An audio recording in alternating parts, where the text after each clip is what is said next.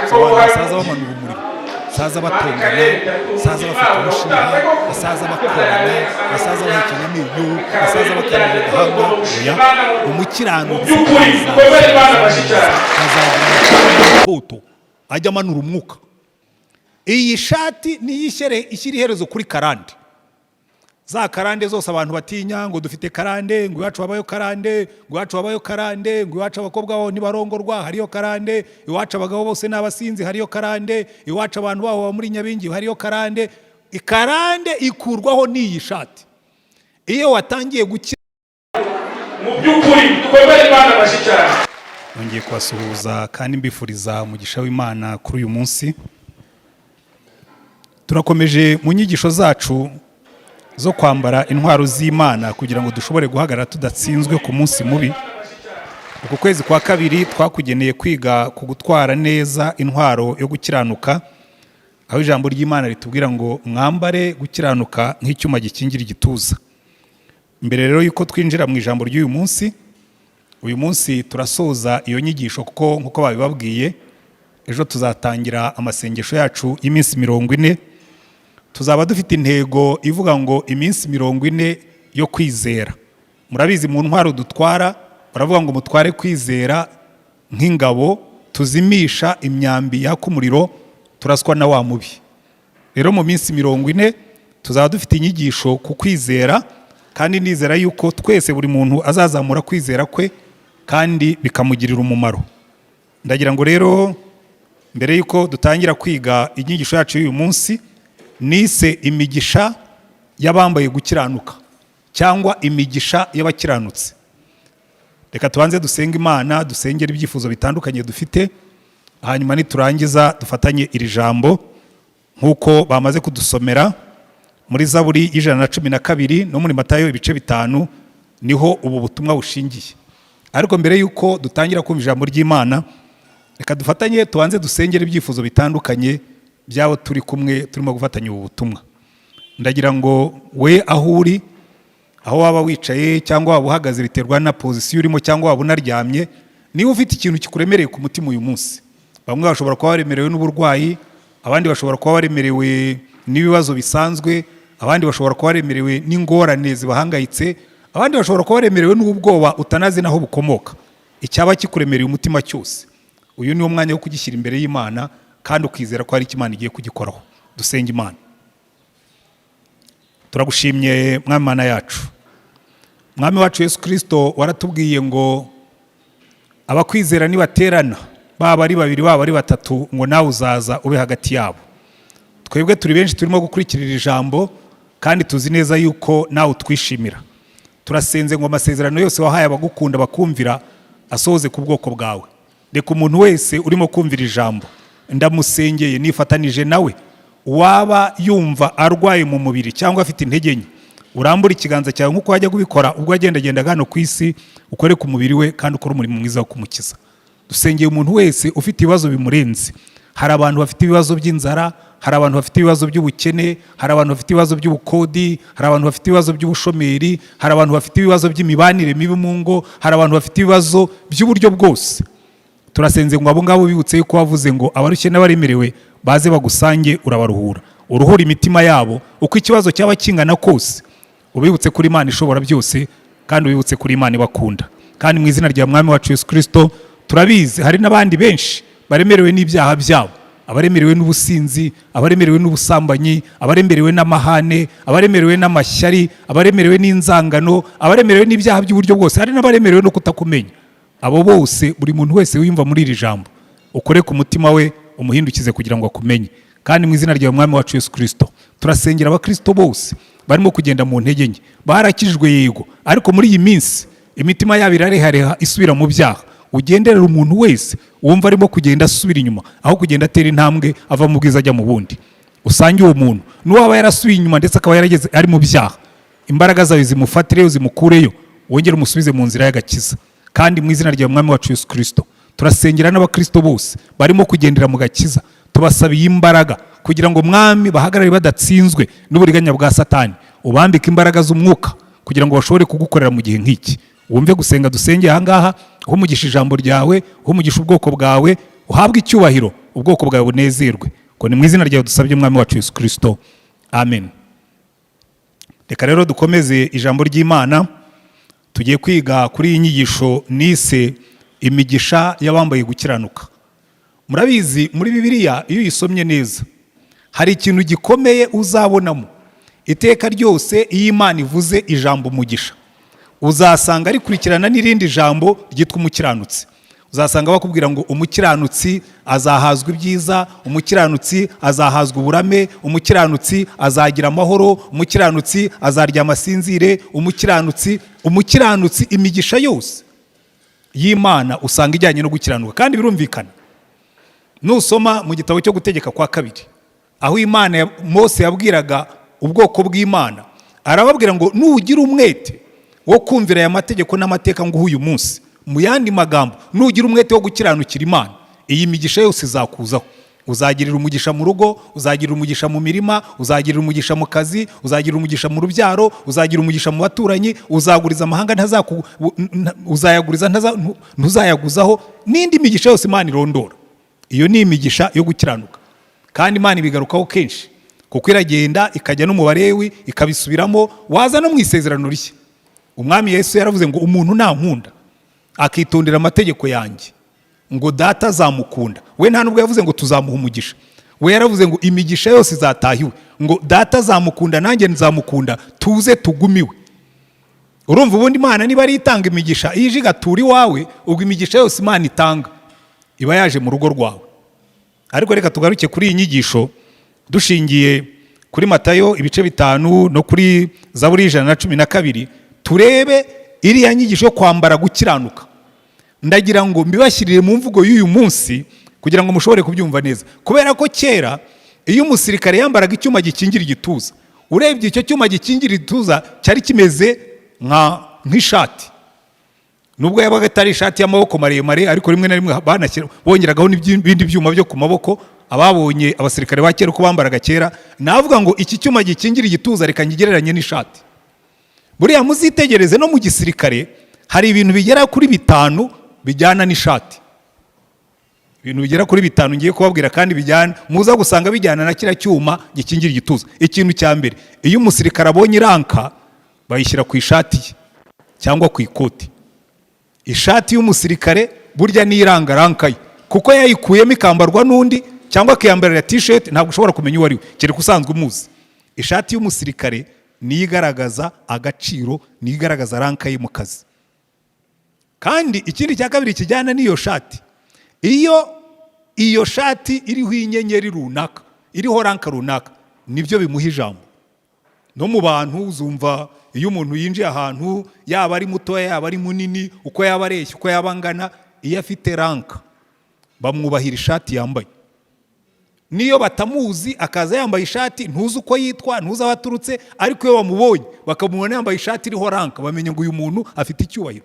Ishati iguhesha ishema, iguhesha icyubahiro, iguhesha ijambo. Icya gatatu, muri iriya ranka harimo umushahara, kuko uko ugenda uzamuka mu iranka niko n'umushahara wawe uzamuka. Ubonye umuntu uko ishati igenda yambara biruseho, niko n'umushahara ugenda urutaho. Ikindi cya kane kiba mu ishati, habamo n'amasaziro. Habamo n'amasaziro, kuko ntabwo uzaba warakoreye igihugu cyarakwambitse amaranka ngo hanyuma umusaza usabiriza. Bagomba kumekinga sure, bagomba gukora uko bashoboye ugasaza nk'umuntu wakoreye igihugu. Haleluya. Ndangirize no kuri iki, muri iriya shati habamo n'umurage. Mperutse kujya mu kiriyo cy'umukoroneri wari witabye Imana, noneho umugore wavuga ijambo ryanejeje, aravuga ngo aba bana banjye ntibazigera bandavura, kuko dufite umuryango witwa RDF, ngo kandi ubwo se yakoreye igihugu ngo aba bana ntibazabura imibereho. Binyereka ngo muri iyi shati harimo n'umurage wabazagukomokaho. Ndagira ngo rero ibi bigereranyo 5 biri mu ishati mbibagarurire mu cyuma gikingira igituza. Mwumva uko Bibiliya ibivuga. Ikintu cya mbere baratubwira ngo iyo wambaye gukiranuka, iriya shati yo gukiranuka iyo wayambaye, icya mbere biguhesha igikundiro ku Mana. Imana ikakubona ikavuga ngo uriya ni umuntu wanjye. muzitegereza abantu bose bo muri Bibiliya, abantu bose Imana ikunda, abantu bose Imana ishima, babaga bambaye gukiranuka. Bibiliya iratubwira ngo Nowa, ngo mu gihe cye, ngo abantu bari bonona ingeso zabo, ngo ariko Nowa ngo yari umukiranutsi, ngo yagendanaga n'Imana. Noneho Imana igiye kurimbura isi iravuga ngo ya ndarimbura isi ariko sindimbura Nowa. Ihamagara Nowa iramubwira ngo Nowa, ibariza inkuge uhungiremo n'umuryango wawe kuko ngiye kurimbura isi, kuko Nowa yari umukiranutsi.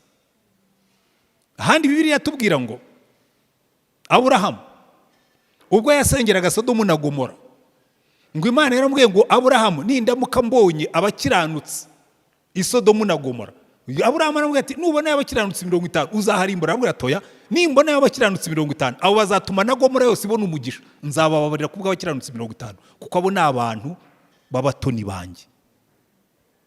Muzabona buriya gukiranuka ni nabyo biduhesha access, nibyo biduhesha appointment. Matayo yaranditse hariya twasomye muri Matayo 5 aravuga ngo hahirwa abafite imitima iboneye kuko nibo bazabona Imana. So umukiranutsi yakomanze ku muryango, Imana iravuga ngo yes, ubwo yambaye iriya shati ni mumureke yinjira imbere yanjye. Niyo mpamvu nuwanditse Zaburi ya 15 aravuga ngo ariko ninde uzazamuka ku musozi w'Uwiteka, ninde uzahagararaho Imana itura. Aravuga ngo nugendana gukiranuka.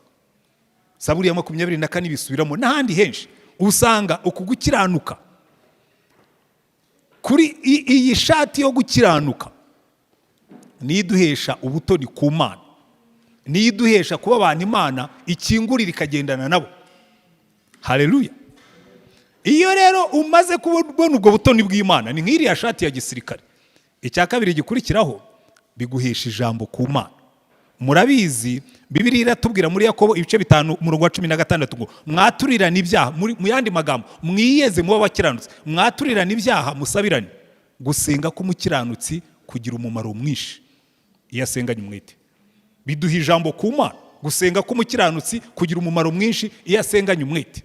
Muzitegereze muri Bibiliya iteka ryose Imana ibisubiramo ikavuga ngo ya aba bantu niyo basenga ngo ntabwo nabumva kuko ntibakiranuka. Muri Yesaya igice cya 59 iravuga ngo umva, ngo gukiranirwa kwanyu niko kwatumye Imana ibima amaso, ngo niyo mwasenga amasengesho menshi sindazayumva, ngo kuko ngo ibiganza byanyu byuzuye amaraso. Ariko Imana ikavuga ngo nimwiyeze mwitunganye. Ahandi ikatubwira ngo gusenga k'umunyabyaha, igitambo cy'umunyabyaha ni ikizira kuwiteka, ngo ariko gusenga k'umukiranutsi kuramunezeza. Haleluya. Kuko iki ni ikintu tugomba gusobanukirwa. Gukiranuka, kwambara iriya shati biduhesha ijambo, no ku Mana biguhesha ijambo, ukinjirayo wambaye ishati yawe, Imana ikavuga ngo yes, uwo ni mumureke yinjiye yambaye ishati. Kandi n'abadayimoni iyo bakubonye baravuga ngo uyu ni mumubererekera agende kuko yambaye ishati. Hari inshuro nyinshi twagiye dusengera abantu, burya abadayimoni bazi kudutandukanya. Umudayimoni arakureba akakurondora neza, ukagenda twajya gusenga umudayimoni akarondora abantu. Njya mbaho urugero, twigeze gusengera ahantu, turagenda tugiye gusenga, umudayimoni atoranyamo umwe muri bagenzi bacu aramurondora aramubwira ngo wowe, ngo nawe uhagaze hano, ngo urimo urantunga intoki, ngo urimo urambwira ngo ngende, ngo ejo bundi ubwo biyirizaga ngo ntiwazanye imineke mu gasake kawe ngo ukajya kuyirira inyuma y'icyumba. Neza umuntu ahita yuma, umudayimoni amukuramo. Kubera iki? Ntabwo yambaye gukiranuka. Ariko buriya nuko atari yabisobanukiwe, n'ubundi gukiranuka kwacu si ukwacu, twebwe twambaye gukiranuka duhabwa na Yesu. Satani nakubwira ngo ejo bundi wari yimineke, uzamubwira uti Satani n'ubundi ntabwo nje nambaye ishati yanjye. Iyo ngiyo yari iriho ibizinga, Imana yari yarabibonye kwibiraho ibizinga n'udushwambagara, ariko yanyambitse ikanzu yo gukiranuka nahawe na Yesu. Ni mu mbaraga ze nkutegeka, si mu mbaraga zanjye. Satani azabyumva agende ko azamenya ko wasobanukiwe. N'ubundi ntabwo twambara gukiranuka kwacu.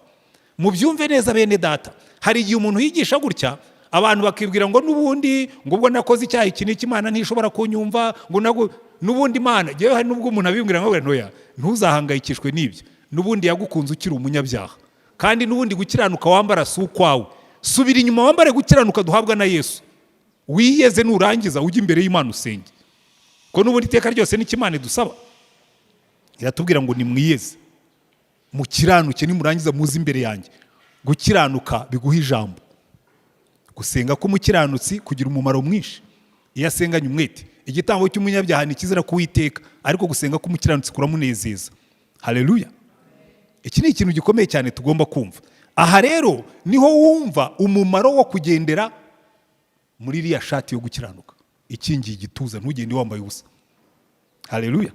Hanyuma icya gatatu, nkuko twabibonye, iriya shati yo gukiranuka iyo uyambaye neza ntabwo uzahura ibigutunga, kubera ko Yesu yabwiye abigishwa bararwego ariko mwebwe mwaranyobeye ngo muhamuhangayitse ngo muvuga ngo tuzarya iki, tuzanywa iki, tuzambara iki, ngo ibyo rwose mujye mureka abapagani babihangayikire, ngo mwebwe nimubanze mushake kugira gute gukiranuka, mushake ubwami bw'Imana, mwambare gukiranuka, ngo ibyo ngibyo bizaza ari inyongera.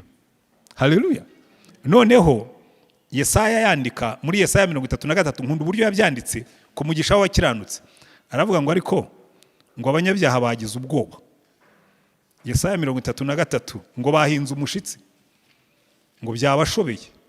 Aravuga ati ariko buriya ntabwo ariko bizamera ku bakiranutsi. Reka mwumve ukuntu abivuga. Yesaya 33 umurongo wa 14 ngo abanyabyaha b'i Siyoni baratinya guhinda umushyitsi gutunguye abatubaha Imana. Muri twe umva niko barimo kwibaza ngo muri twe ninde uzabasha guturana n'inkongi y'iteka ryose. Iki ni ikibazo Dawidi yibajije ubwo Imana yari kubise Uza, kubera ko bazamuye isanduka y'Imana badakiranutse, bayizamura uko babyumva. Rimwe na rimwe kandi natwe niko dukora, tubikora uko tubyumva, ngo nge niko mbyumva. Ntabwo ariko gukiranuka si uko ubyumva, gukiranuka ni uburyo Imana ibyumva. Gukiranuka ntabwo biva mu buryo mbyumva jyewe, gukiranuka biva mu buryo Imana ibyumva n'uburyo Imana yabivuze. Ni nacyo cyishe ubukristo bw'uno munsi. Abantu benshi barakubwira ngo jyewe niko mbyumva, ngo ariko buriya ngo iyo umuntu asambanye n'umukobwa wabyumvikanyeho ngo ubwo icyaha kiba kiri hehe? Kiba kiri yuko Imana yavuze ngo ntukabikore. Ngo buriya se ngo iyo umuntu ngo yibye umukire ngo akamukuraho udufaranga dukeya ngo icyaha kiba kiri hehe? Ngo hari ubwo bimuhombya. Icyaha kiri cyuko Imana yavuze ngo ntuzibe. Kuko ubona abantu benshi ibyaha barabyejeje, babishakiye amazina, ntawe ugisambana, barakundana, ntawe ukiba, barya komisiyo, barya iki, ibyaha babihimbiye amazina meza. Ariko Imana ikavuga ngo ibyo ntabwo ari ugukiranuka. Ngo hano rero baravuga ngo abanyabyaha, ngo muri twe baribaza ngo muri twe ninde uzabasha guturana n'inkongi y'iteka ryose, ngo kandi muri twe ninde ushobora guturana no gutwika kw'iteka. None bakatubwira ngo ya birashoboka, ngo nugendana gukiranuka. Namba wana akavuga ibitunganye, akagayindamo iva mu gahato, ntarye ruswa, agashwishuriza impongano bamuha, akipfuka mu matwi ngo atumva inama yo kuvusha amaraso, ntajye mu bintu byo gusebanya, agahumiriza amaso ngo atareba ibibi. Uwo niwe uzatura aharengeye, yikingira igihome cyo ku rutare, azahabwa ibyo kurya bimutunga n'amazi yo kunywa ntazayabura. Uyu ni umugisha w'abakiranutsi. Iyi shati nayo irahaha, iragabura. Iyi shati yo gukiranuka nayo irahaha, nk'uko ishati iriho ranke haha, n'iyi ngiyi iriho gukiranuka irahaha. Imana iravuga ngo uyu muntu ukiranuka akanga kurya ruswa, akanga kwiba, akanga gusambana, ngo uyu nguyu we ngo n'ibyo kurya bimutunga azabihabwa, ngo n'amazi yo kunywa ntazayabura. Haleluya. Muzarebe muri Bibiliya buriya dufitemo abantu benshi babigerageje babona birakora. Njya nkunda inkuru ya Eliya. Eliya yaraje atangaza yuko agiye kumara imyaka 3 n'igice nta mvura igwa. Imana iramubwira tugenda ujye kuri Keriti nzajya nkugaburira. Ajya kuri Keriti, Imana ikabwira ibiyoni ngo nimugemurire umukiranutse wanjye witwa Eliya mu gihe nk'iki ngiki, mumushyire imigati mumushyire n'inyama. Biranatangaje cyane. Njya nibaza ikiyoni gitwara umugati ntikiwurye, kigatwara n'inyama ntikiyimire. Agomba kuba ari abamarayika bihindukije. Ko naho ubundi ikiyoni sinzi ko cyatwara inyama ngo kikugezeho. Ariko Eliya yicaye kuri Keriti, arya inyama, arya umugati, anywa amazi ya Keriti. Keriti imaze gukama, Imana iramubwira ngo genda ujye i Sarefati h'i Sidoni. Burya n'Imana igira urwenya. I Sarefati h'i Sidoni hari wabo wa Yezebeli wamuhigaga. Iramubwira ngo genda ujye iwabo wa Yezebeli niho nzakurindira. Ngo ni urwenya rw'Imana. Aragenda ajya i Sarefati, agezeyo ngo abona umupfakazi. Imana iramubwira turiya mupfakazi niwe uzakugaburira. Umva urwenya. Umupfakazi yihagarariye hariya yihebye, aramubwira ati genda umvugira agatsima ukanzanira. Ati ndakurahiye, nsigaranya agafu gakeya mu kebo n'uduvuta dukeya mu icupa, ngiye kuvugamo agatsima kanyuma nkarye n'umwana wanjye niturangiza dupfe. Aramubwira atoya si uko bigenda. Iyo umukiranutsi yahageze ntabwo barya agatsima ka nyuma. Baravuga ati genda ahubwo ubanza umvugira agatsima udasanga inzara yanyishe n'imigisha yarije ukayibura. Aragenda agatsima aragakora, akari kuribwa n'umupfakazi na wa mwana we, agatsima arakariye, amaze kukamira, umupfakazi agiye kureba mu giseke asanga cyuzuye ifu, asanga icupa ryazamutse ryuzuye amavuta. Ngo bamaze imyaka 3 n'igice yose barimo kurya agafu kari kubatunga umunsi umwe, barangiza bagapfa. Umukiranutsi ntazabura ibyarya. Ikibazo nuko tutizera Imana yacu ngo tuyikiranukire uvuga ngo ya niyo nasonza sinziba, sinzahemuka, niyo napfa nzapfira mu maboko y'Imana ariko sinzapfa mpimutse. Ariko abantu baragenda ugasanga yiyandaritse ngo nari ngiye gupfa, wari ugiye gupfa kandi Imana ihari. Umukiranutsi ntazabura ibyo kurya. Dawidi yabyanditse neza ngo nari mutoya none ndashaje, sindabona umukiranutsi aretswe n'umwana we sindamubona asaburiza ibyo kurya. Uwo ni umurage w'abakiranutsi, uri mu ishati yo gukiranuka. Haleluya. Hanyuma turebe ikindi cya kane nkunda cyane gikomeye. Baratubwira rero ngo uyu mwambaro haleluya, uyu mwambaro utanga n'amasaziro, tanga amasaziro. Muzareba abantu b'Imana basaza neza, nta nubwo ari n'abakera gusa muri Bibiliya. Uyo uzareba umuntu w'Imana wagendanye n'Imana ntiyandavure, asaza neza. Baramu yigeze kwitegereza, yitegereza Abisirayeli aravuga ngo Mana, ngo wazampa nkipfira nk'abakiranutsi, hapfa nk'abakiranutsi, iherezo ryanjye rikaba nk'iryabo. Kuko yari yabirebye abona abakiranutsi basaza neza, bagasaza batandavuye, bagasaza bari honorable. Uzi kubona umuntu w'umusaza nkanjye arimo kwandavura mu byaha? Uzi kubona umuntu w'umusaza nkanjye yasinze arimo kugenda, arimo gushakisha kiri bureho yitaye?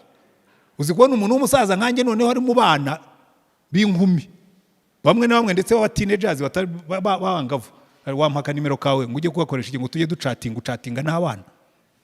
Ko ni ukwandavura. Ariko umuntu ugendeye mu gukiranuka asaza neza, asaza neza.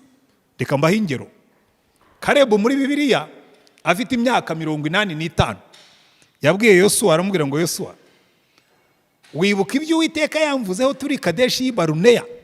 Abibwira umugaragu w'Imana Mose, mu musozi wanjye njye kuwuhindura. Aramubwira ngo kandi dore ubu mfite imyaka 85, uko imbaraga zanjye zanganaga ntabara ngatabaruka n'ubu niko zikingana. Amuha ibanga rye, aramubwira ngo kuko nomatanye n'Uwiteka. Haleluya. Nomatanye n'Uwiteka. Kandi hariho amasezerano meza ku bantu bagenda batyo.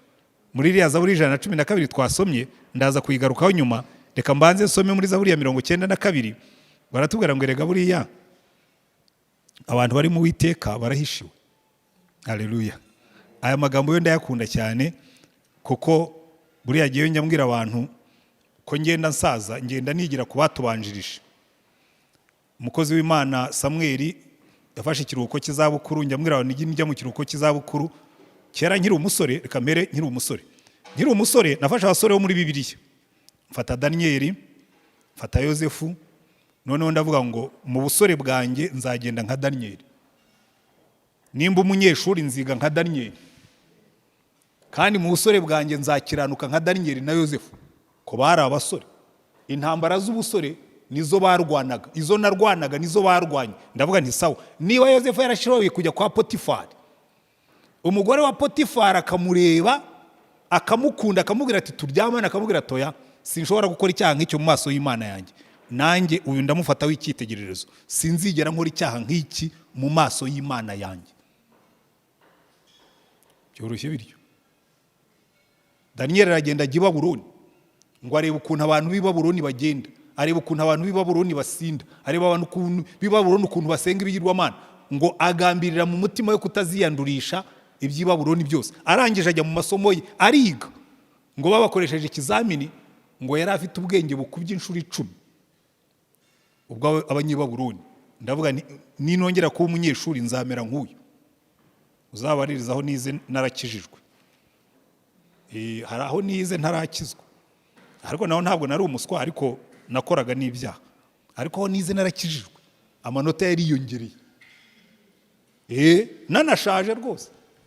Nabonye doktora mfite imyaka 57, kandi nabwo bigenda neza, kuko iyo wize nka Daniyeli bigenda neza, nta bintu byo kwipfobya. Iyo wambaye ishati yo gukiranuka ugomba kugenda gutyo. Ariko mva isezerano ry'abakiranutsi. Arandika muri Zaburi ya 92 umurongo wa 13 ngo umukiranutsi, umva wa wundi wambaye ya shati yo gukiranuka, umukiranutsi azashisha nk'umukindo, azashyirwa hejuru nk'umwerezi w'i Lebanoni. Ubwo batewe mu rugo rw'Uwiteka bazashishikira mu bikari by'Imana yacu, bazagumya kwera no mu busaza, bazagira amakakama menshi n'itoto, kugira ngo byerekane yuko Uwiteka atunganye, niwe gitare cyanjye ntarimo gukiranirwa na guke.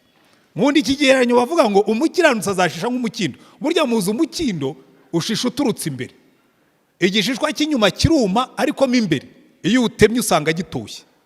Baratubwira ngo umukiranutsi inyuma rwose uruhu ruzasaza, uzazana iminkanyari, imvi zizaza, abandi bazana uruhara n'amenyo avemo, ariko umukiranutsi nuganira nawe uzumva muri we harimo itoto.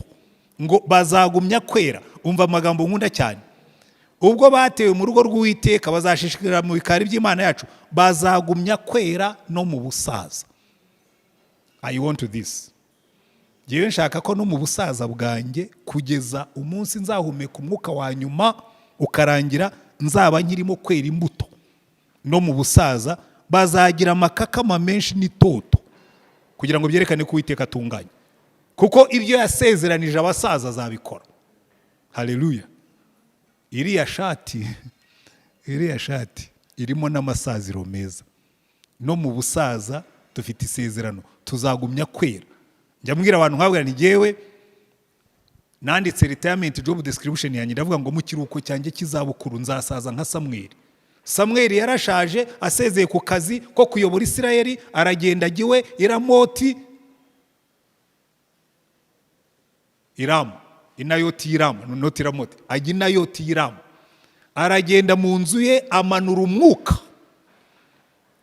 Muribuka Dawidi bagiye kumushaka yari yahungiye Inayoti Iramu. Agiye Inayoti Iramu, Sawuli baramubwira ati waruzi yuko Dawidi yahungiye Inayoti Iramu kwa Samweli, kwa retired, kwa muzeyi. Aramubwira ati ndajya kumushaka. Yohereza abasirikare, baragenda bagezeyo buzura umwuka, bagaruka batamuzanye. Yohereza indi group, igezeyo yuzura umwuka baragaruka. Yohereza indi group. Buriya niho nkundira abantu b'Imana. Hari abasirikare bagiye kwa Samweli bagaruka ari bazima, abagiye kwa Eliya bapfiriyeyo, yabamanuyeho umuriro. Samweli yavuze ati yagiye ntabwo mbamanuraho umuriro, ni muze mwuzura umwuka nimurangiza musubireyo. Jewe nuko nshaka gusaza, zamanura umwuka ntamanura umuriro. Abantu basaza bamanura umuriro, saza batongana, saza bafite umushiha, basaza bakobana, basaza bahekenya amenyo, basaza bakambije agahanga. Oya, umukiranutsi azasaza neza, azagira amakakama n'itoto, ajya amanura umwuka. Amanura umwuka. Haleluya. Hanyuma icyanyuma, iyi shati ntabwo itanga amasaziro gusa, iyi shati itanga n'umurage. Reka ngaruke kuri Zaburi 112 twasomye. Baratubwira ngo iyi shati uwayambaye aba arimo kubiba umugisha ku bw'abana be. Reka mbabwire ikintu gikomeye cyane nabonye. Iyi shati ni ishyira iherezo kuri karande. Za karande zose abantu batinya ngo dufite karande, ngo iwacu wabayo karande, ngo iwacu wabayo karande, ngo iwacu abakobwa baho ntibarongorwa hariyo karande, iwacu abagabo bose n'abasinzi hariyo karande, iwacu abantu baho muri Nyabingi hariyo karande. Ikarande ikurwaho n'iyi shati. Iyo watangiye gukiranuka uhagarika karande zose. Byoroshye gutyo. Iyo watangiye gukiranukira Imana bihagarika karande zose, kuko Imana igushyiraho igikundiro cyayo, ya mivumo yose ikakuvaho. Hano umva uko Bibiliya ivuga. Iravuga ngo hahirwa uwubaha Uwiteka akishimira cyane amategeko ye, urubyaro rw'uwo ruzagira amaboko mu isi, umuryango w'abatunganye uzahabwa umugisha. Haleluya. Aho kugira ngo umbwire ngo umuryango wanyu ufite karande, ndakubwira ngo urubyaro rw'uwo ruzagira amaboko mu isi, umuryango w'abatunganye uzahabwa umugisha. Ubutunzi n'ubukire biri mu rugo rwe, gukiranuka kwe guhora witeka ryose. Haleluya. Ninde utakwifuza kubaho gutya ariko? abana bawe. Reka mbabwire ikintu gikomeye, iyo utangiye kugendera muri karande y'umugisha, iyo utangiye kugenda wambaye ishati yo gukiranuka, abana bawe burya uba urimo kuba bibiri igiti bazasoromaho mu gihe kiri imbere. Umva uko Bibiliya ivuga, hahirwa ugira imbabazi akaguriza abandi, agakora imirimo ye uburyo butunganye. Icya mbere kizavamo, ntabwo azanyeganyezwa iteka, umukiranutsi azibukwa iteka ryose. You will be remembered. Njya mbibwira abantu iyo tugiye gushyingura, hari igihe ujya gushyingura uretse ko ubu korona yabyishe, ugasanga ufite abantu benshi bananiwe gukwirwa no mu rusengero, no kwirimbi ntibahakwirwe, ariko burya ntibizagukange. Uzibukwa, ntabwo abantu bazakwibukira imodoka wagendagamo, ntabwo abantu bazakwibukira inzu wari utuyemo. Uzibukwa ni uwagiriye neza abandi, uzibukwa ni uwakiranutse. Kuko Bibiliya tubwira ngo iyo ukiranukiye Imana, Imana irakwibuka niyo abantu bakwibagiwe. Iyo ugiriye neza abantu nabo barakwibuka, ariko bakwibukaga hari aho bageraho bagasaza. Noneho Imana ikavuga ngo jya ukiranuka kuko uzibukwa iteka ryose. Haleluya. Ariko hari igihe ubona umuntu, burya kuba washyinguwe n'abantu benshi ntibivuga ko uzibukwa n'abantu benshi. Uzakwibuka n'uwo wagiriye neza. Niyo mpamvu Bibiliya iravuga ngo hahirwa ugira imbabazi akaguriza abandi, agakora imirimo ye uburyo butunganye. Niba baguhaye akazi niyo kabara ko gukubura mu muhanda, ukubure ku buryo uzajya hanyura wese. Imana izagutangira ubuhamya ngo hakozwe n'umuntu wubaha Imana, akora imirimo y'uburyo butunganye, ngo ntazanyeganyezwa iteka, bene uwo ntazabura akazi. Ngo kandi umukiranutsi azibukwa iteka ryose. Buriya ni ikintu gikomeye cyane. Hari umuryango nakoragamo kera wa AAA, noneho tuza kubona akazi, twashakaga umwinfirimiyeri. Abadamu bose twakoranaga baraza barambwira, tumva ubwo twabonye kariya kazi kagomba gufatwa na Roza. Uwo Roza yari umwinfirimiyeri. Hanyuma aza igihe batangiraga gushaka ngo bafite amadiplome maremare n'iki, yakoraga Faisal, bamukurayo.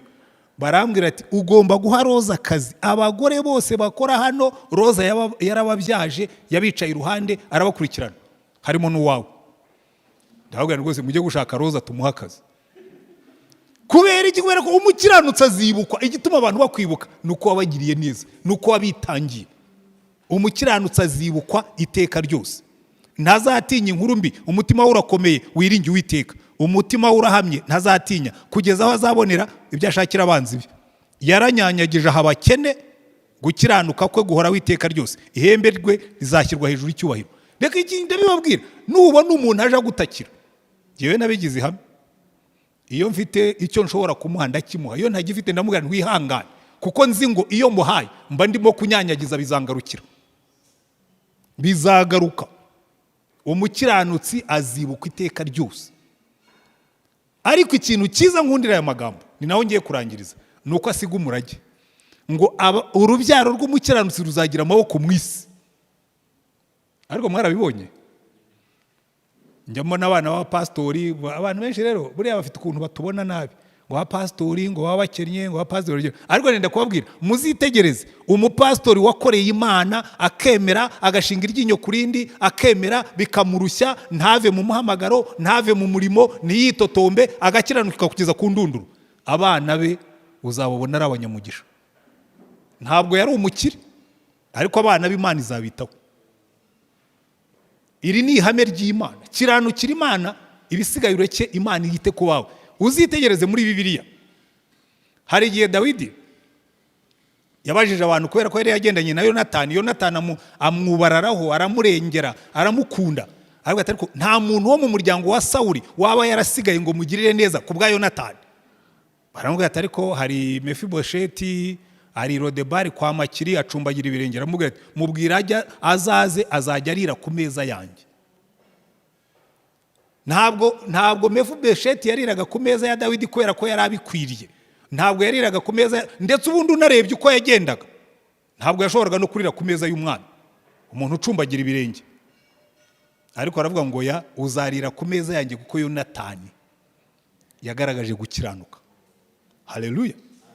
Muzitegereze muri Bibiliya, hari amagambo nyankunda cyane yanditse mu Baheburayo ngo Melikisedeki yagiye gusanganira Aburahamu, ngo amwaka 10, ngo ariko kuko Aburahamu yari wo mu muryango w'Abalewi, ngo ubwo ngubwo ngo Lewi yatanze icya 10 ngo akiri mu nda, akiri mu ikiryi rwa Aburahamu, ngo hanyuma aza guhabwa umugisha. Ndavuga nawe kwibwira atangaje koko kubona umuntu bamutangira icya 10 atari yanavuka. Imana ikajya ivuga ngo ndibuka icya 10 Aburahamu yahaye Melikisedeki, none abakomoka kuri Aburahamu Abalewi, mwebwe muzakora umurimo wanjye. Haleluya. Muzitegereze ahantu henshi ku bami ba Isirayeli, hari igihe Hezekiya yatewe ibintu bimera nabi, Imana irambwira ngo Hezekiya, ngo nibutse umugaragu wanjye Dawidi, ngo nzagirira umugaragu wanjye Dawidi kuko namuhaye isezerano ngo ntihazabura umwana wawe wicara ku ngoma yawe. Ngo Hezekiya ndakurengera kuko Dawidi yari umukiranutsi yagenderaga imbere yanjye. Muzitegereze muri Bibiliya muzabibona iteka ryose. Reka nkubwire mwene data, iteka ryose nugira neza. Hano Bibiliya yavuze ngo uyu mukiranutsi, musubire muri ya Zaburi 112, ngo yaratanze, ngo yaranyanyagije, yahaye abakene, yafashije abandi, ngo azibukwa. Iteka ryose iyo ufashije umuntu uba urimo kubiba imbuto yo kugirirwa neza ku bazagukomokaho bose. Bashobora no kuba iki gisekuru cyangwa ikizakurikiraho cyangwa ikizakurikiraho, ariko bivuga ngo urimo urahagarika abana bawe aho Imana itangira umugisha. Abana b'abakiranutsi bazagira imbaraga mu isi. Urubyaro rw'umukiranutsi, ikintu kimbabaza nuko rimwe na rimwe njya mbibona mu bihugu bimwe na bimwe bidukikije, aho revival yagize imbaraga cyane, abana b'abakiranutsi bagize imbaraga mu isi. Bamwe na hano muri iki gihugu base bari abavugabutumwa, base bari abapastori, barahunga bajya mu buhungiro kubera ko base bari bafite connection bariga. Ariko ikibabaza nuko abana b'abakiranutsi benshi ntabwo bibuka yuko ushobora kugendera mu mugisha wa so, ariko wowe ukawuhindura umuvumo abazagukurikiraho ntibawugenderemo. Tugomba gukomeza tukabantu bakomeza umugisha, kubera ko umugisha w'umukiranutsi ni igiti gitewe kizasarurwa n'urubyaro rwe ruzakurikiraho. Ngo abana b'umukiranutsi, urubyaro rw'umukiranutsi ruzagira amaboko mu isi. Dushaka kugira generations and generations, abantu badukomokaho bazakurikira abadukomokaho, abana banjye nkabasengera, abana banjye bagasengera abana babo, abana bo bakazasengera abana babo, noneho tukagira umurage wo gukiranuka kugeza igihe Yesu azagarukira, tukagira amaboko mu isi, kuko iby'Imana yavuze no kubisohoza bisohoza. Ndashaka kubwira umuntu wese uzi yuko yabyawe n'umubyeyi wakiranukaga, ariko wowe ukaba warahugiye kurya imigisha y'Imana yavuye mu murage wa so, ibuka yuko niwe waravuye mu gukiranuka, urimo urica umurage mwiza ababyeyi bari basize, kuko urubyaro rw'umukiranutsi ruzagira amaboko mu isi. Reka nkubwire wowe wabyawe n'umubyeyi, ashobora kuba ari umukene, ngo umukobwa umwe ngo se yari umuntu ukunda gukiranuka, yanga kurya gukora iby'amanyanga, akajya akora ariko agakora neza. Noneho umukobwa wakareba ukuntu se yari afite potential, yari afite ubushobozi, yari afite ubwenge, abantu bakajya bavuga ati uriya so iyo amenya kugenda nk'abandi ubu abakomeye, ariko reba uko ashaje.